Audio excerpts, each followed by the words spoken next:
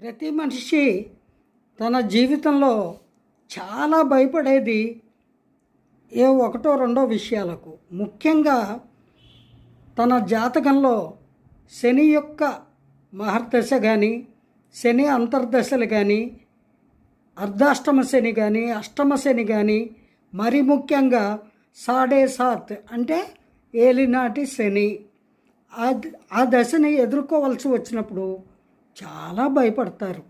కారణం ఏమిటి అంటే శని యొక్క ప్రభావం వలన అనేక బాధలు ఎదుర్కోవాల్సి ఉంటుంది.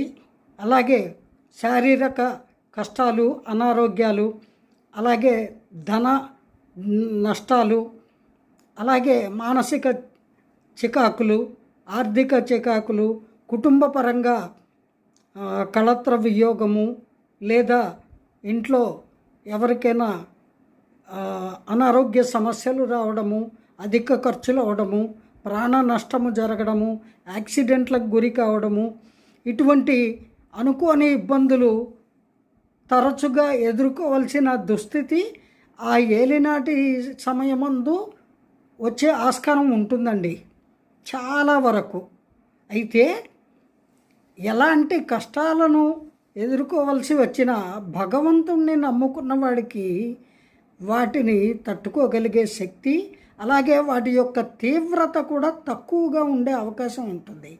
అందుకని ప్రతి మనిషి కూడా భగవద్ధ్యానం చెయ్యాలి. అటువంటి సమయంలో ముఖ్యంగా శని స్తోత్రం పఠించడము, లేదా శివ పంచాక్షరి చదువుకోవడము, లేదా మృత్యుంజయ మంత్రాన్ని జపించడము. ఈ మూడు కానీ ఖర్చు లేకుండా ఇంట్లో కూర్చొని ప్రతి మనిషి తనకు తాను చేసుకోగలిగినటువంటి పనులు భగవద్ధ్యానము. అలాగే ఏలినాటి శని అంటే ఏమిటి?